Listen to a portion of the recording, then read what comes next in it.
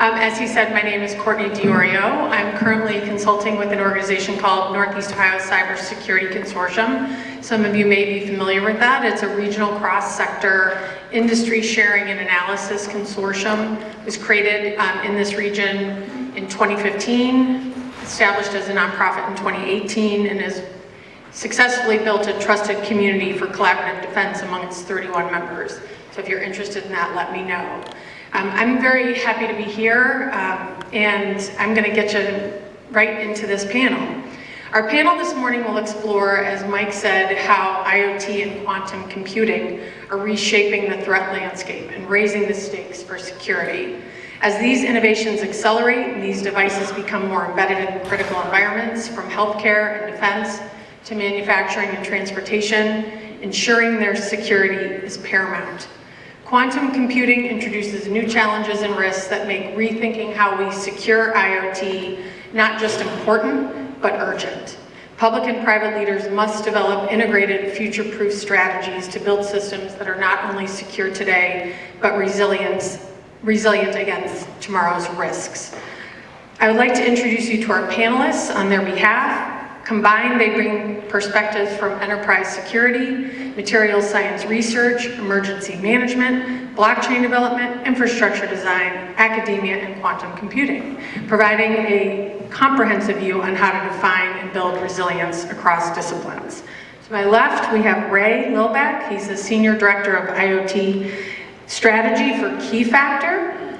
He leads their cryptographic security efforts for connected devices. Here are some of the acronyms: through PKI, Certificate Lifecycle Automation, and Digital Signing, helping enterprises manage crypto agility at scale. Temi Topi is a machine learning scientist, Womanium quantum computing scholar, PhD student, and founder of STEM Zone Nigeria. She is researching the intersection of quantum computing, AI, and materials science. Passionate about global innovation and hands-on STEM education. Jordan, to her right, is a smart solutions architect, designs and implements intelligent, connected infrastructure systems with a focus on integration, security, and real-world deployment. And finally, our professor, Dr. Chansoo Yu, professor and chair of the Computer Sciences Department here at CSU. He is a leader in quantum education, cybersecurity, and mobile computing, and he coordinates the quantum computing program here to advance workforce development through public-private partnerships. So we have a great panel, and I'm going to jump right in. So I'd like to start, as is the will of the panel, to really ground everybody in quantum. And so I'm going to first talk to Temi Topi, if you could do maybe a 101 on quantum. Yeah, thank you for that. Okay, so quantum computing is a different type of computing. We have the classical computers where you have bits and everything gets changed to a bunch of zeros and ones.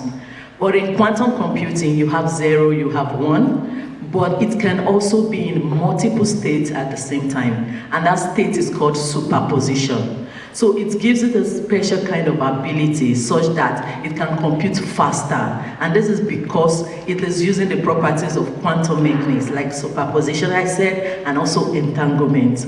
So let me give a simple analogy. So assuming you're trying to solve a maze, you're going through a maze.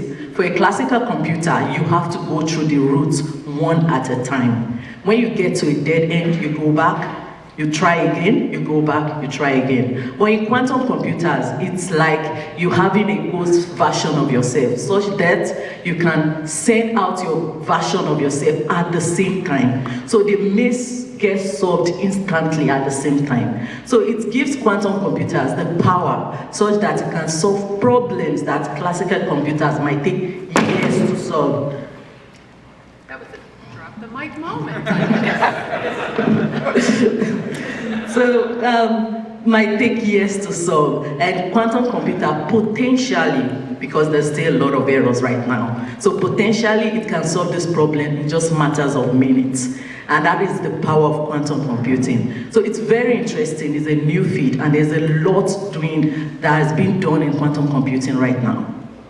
So it's definitely not a buzzword. It's not just research. As Mike said, it's happening in MIT, but can you talk about the real threats, Dr. Yu, that are emerging from quantum, and go deeper on quantum if you'd like? Actually, I brought my AI avatar, so let me just share it with you. That's why I dropped the mic.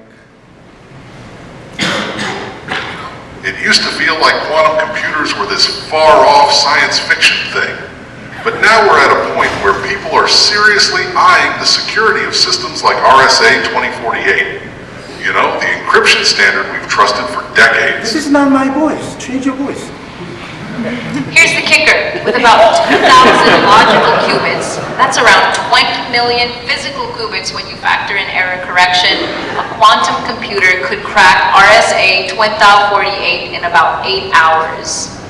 That's not dying someday. That's start panicking if we get there soon territory. That's not my voice either. Theoretical risk. Take Bitcoin, for example. The Bitcoin network does two main things: mining, aka proof of work, and digital signing. The digital signatures are based on ECDSA, elliptic curve. Okay, forget it. Yeah, make sure you break it down for the non-quantum folks in here.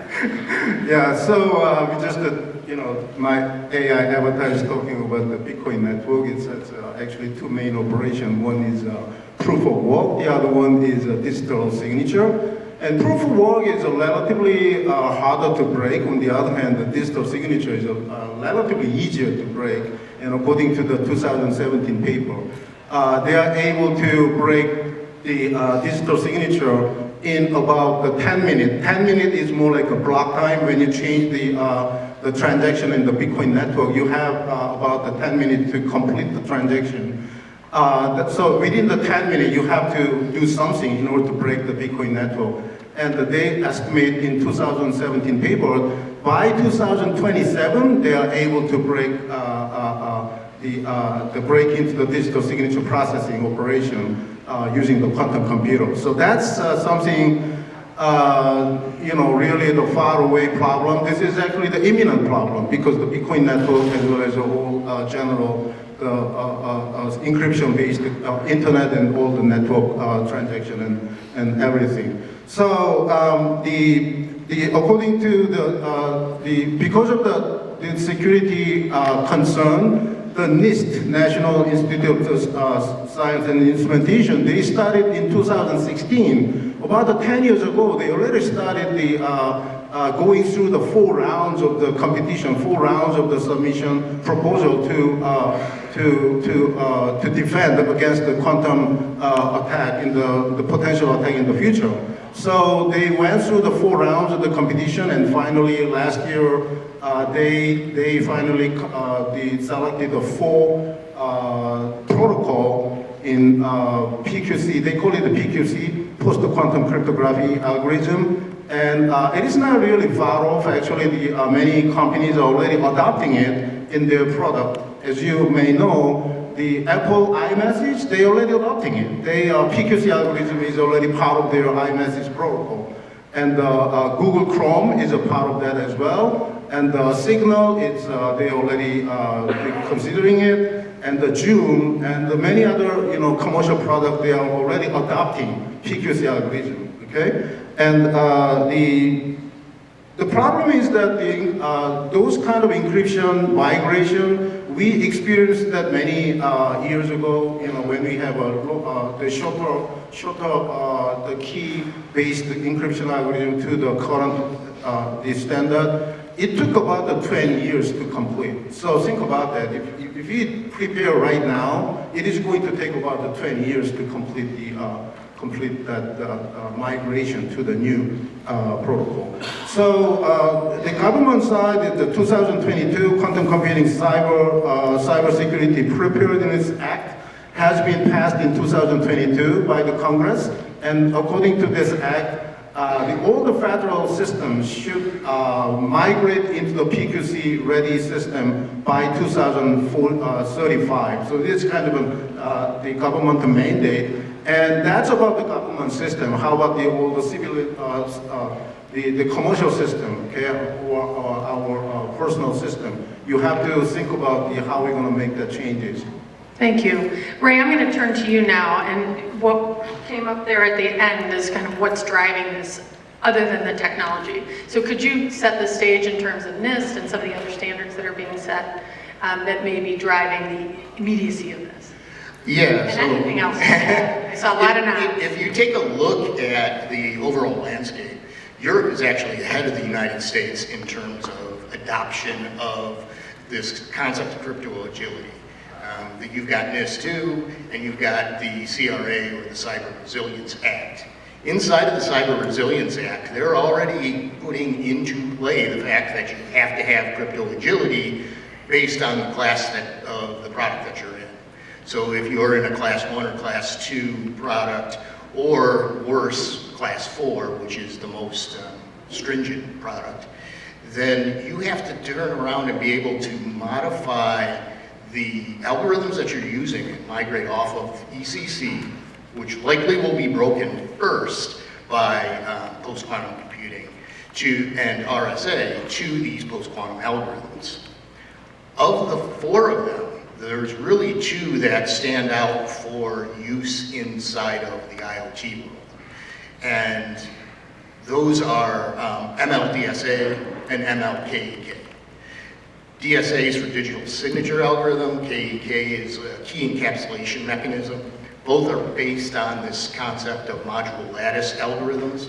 So instead of using these big numbers like RSA and ECC use, big prime numbers, everything in that is based on mathematics. The thing that makes a quantum computer so powerful in doing this is it can do multiple maths at once. So it can analyze a multitude of solutions in a matter of hours where it took a long time.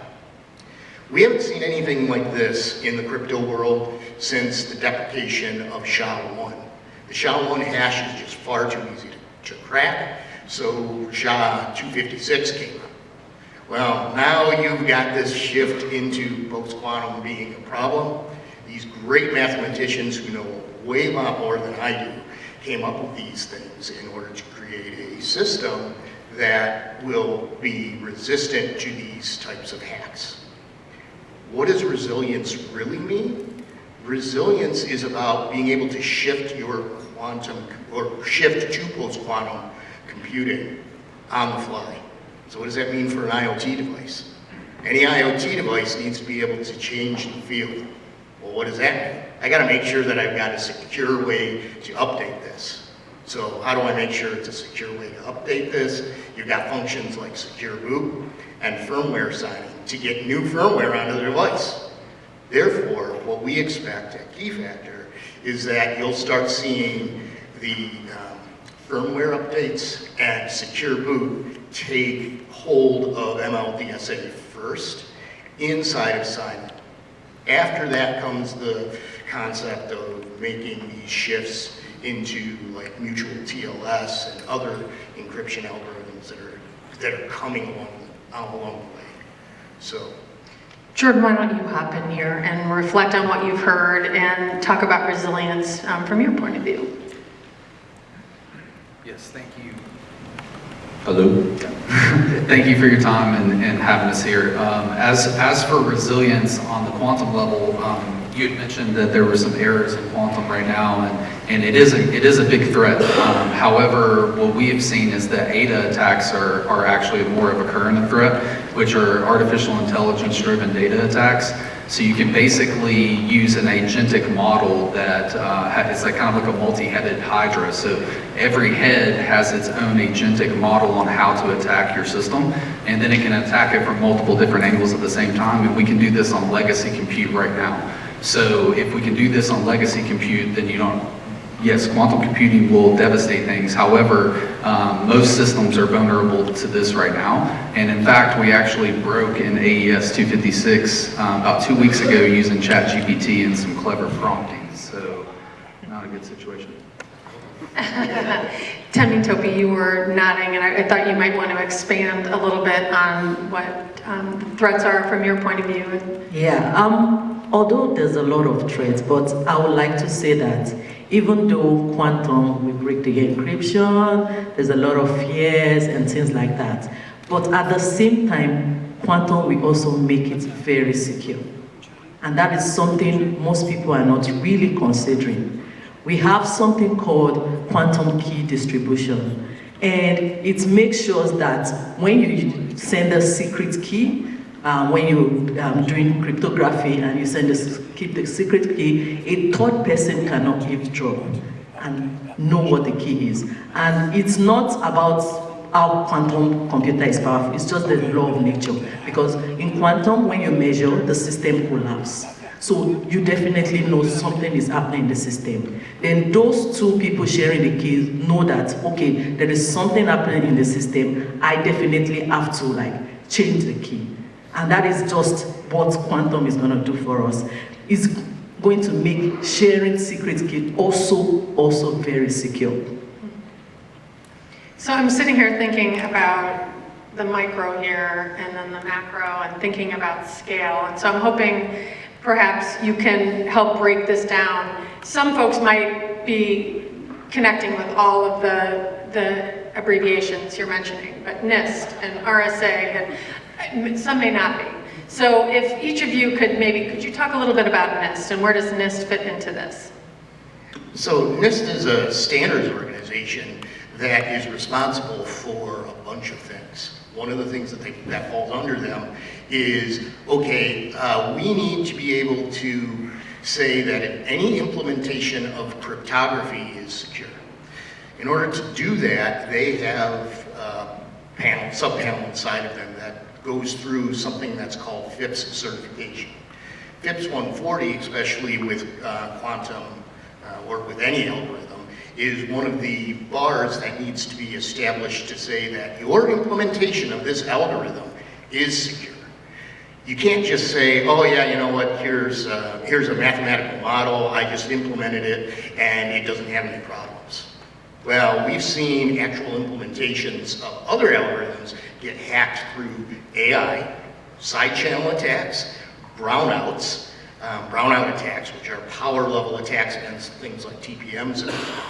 So NIST is an organization that helps from the overall standards standpoint to say, look, here is what can be deemed as secure based on this rigorous analysis. And it's a long analysis, about 5 years to go through from start to finish in that.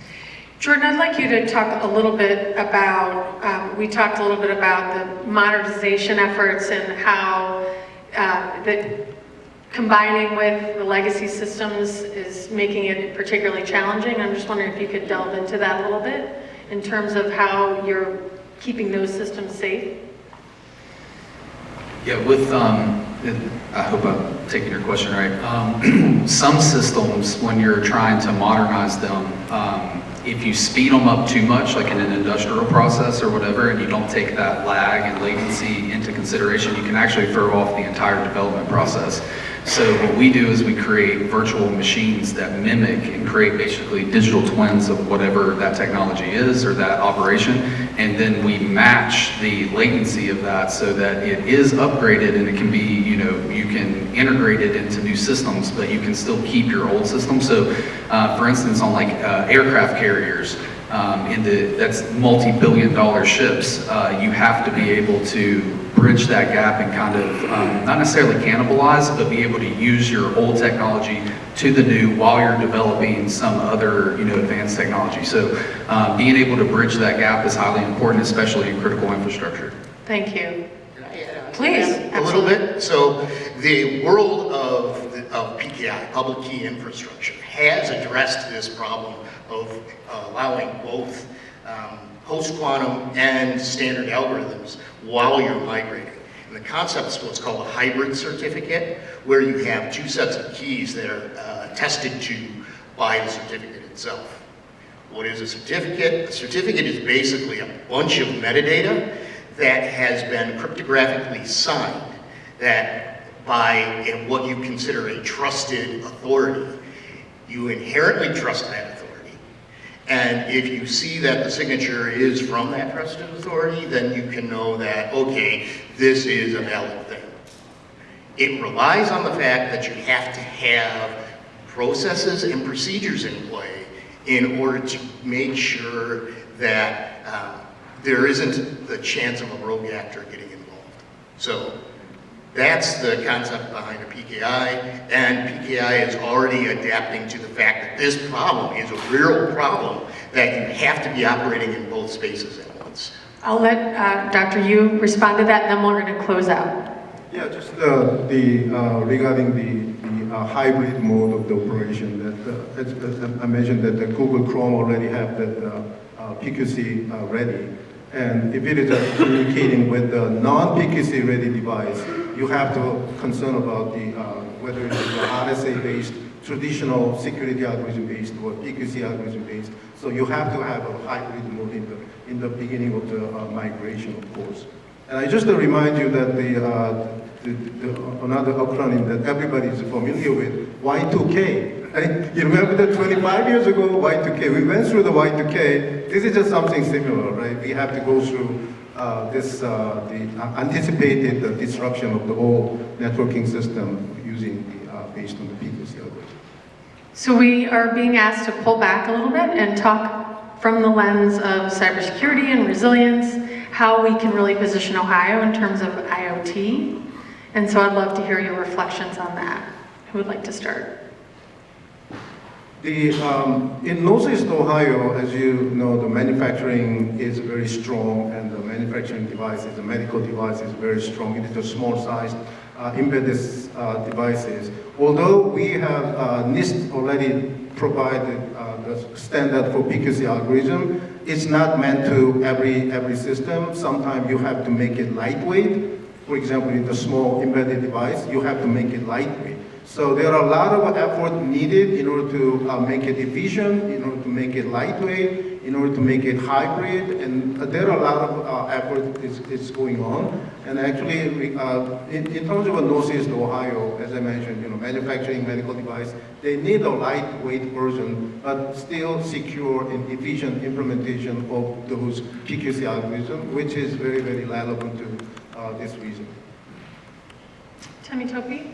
Yeah, so for me, I would talk from the side of academia. So there's a lot of synergy in Northeast Ohio. We can see industries, automotive, healthcare, and even many more industries. And we also have academia. Northeast Ohio is home to very good universities. We have the Case Western, we have the Ohio State University, and we have Cleveland State University that I'm working with. And we are doing a lot of things in terms of these sectors, like quantum computing, quantum machine learning, quantum sensing, even IoT, and even cybersecurity. So there's a lot of synergy such that each of these industries can come together and build something worthwhile for this space.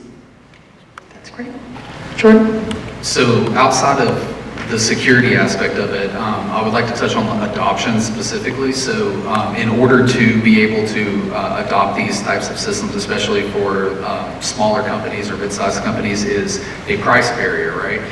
In order to be able to mitigate that, we need to have a combination of like academia, national labs, government funding, and private sector funding together, and then do collaborative efforts so that we can reduce the costs so that we can actually get an increase in adoption rate, because I think that's high. Thank you. Yeah, and for me, it's also cost. So the Midwest, in particular northeastern Ohio, has a great combination of things. It's got the costs are low, so the cost of living is low. You've got an educated workforce, which is really important, and you've got the combination of both government entities and education entities all in one area.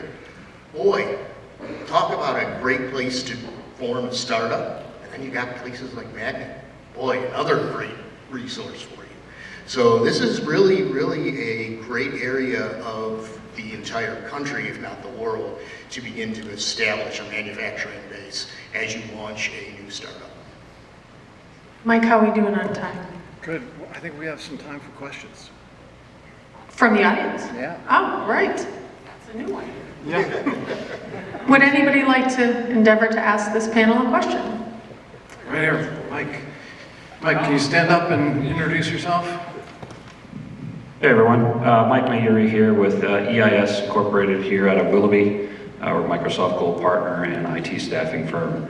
My question for you guys would be, obviously we hear about quantum and I'm kind of big into the crypto world as well, and quantum is going to crack Bitcoin and all this. How far off do you think we are on that, and how widespread is that technology going to be able to maybe make attacks on just our consumers of crypto and things of that nature? Ray, do you want to pick that up? Or Well, actually, I Go think- for it. Okay, so for now, the truth is that quantum computers have a lot of errors right now. But the good thing is that there are a lot of algorithms presently available that are helping us to do something worthwhile on quantum computers. We have a lot of error mitigation techniques. And IBM presently is one of the biggest player in quantum computing or using quantum computers. And we have one just at Cleveland Clinic, just at our backyard here. And it's a quantum computer.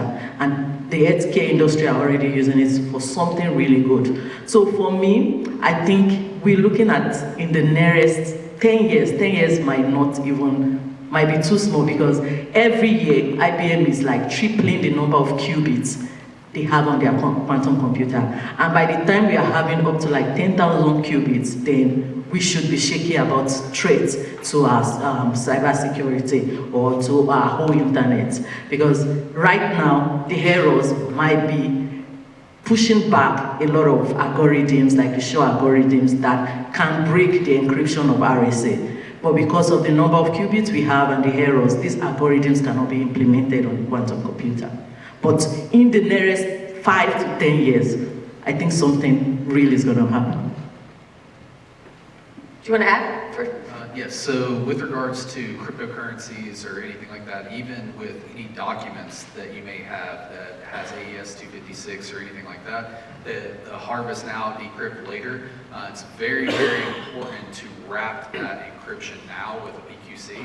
And then that way you can, if you still have control of that document and it's not out already, because if someone's already harvested it, then you can't wrap it from them. But that could be something useful for wallets and things like that with regards to cryptocurrency, so it could be a possibility. Any other questions? Mario Vitispudi, Director of Communications and Workforce Development for Lorain County Joint Vocational School. I'm going to embarrass my cybersecurity team back there. We do have a pre-apprenticeship cybersecurity program at the high school level. What are some North Stars that we need to start thinking about in our classroom for our next generation of leaders? Okay, so the good thing is that every summer here at CSU, we have a workshop for high school students. You don't need to know anything about quantum, just come, just bring yourself, that's all we need. And we teach from the basics of quantum computing, we teach AI, we teach quantum computing algorithms, we teach quantum machine learning algorithms, and they actually code them on their quantum computer. And we have one starting June 8th, and it's gonna run for 3 days, fully hands-on workshop. And we also do faculty workshops, led by my professor, Jansi Yu, and we do faculty workshops for CMSD staff and even other high school staffs that want to learn more about quantum, even quantum machine learning.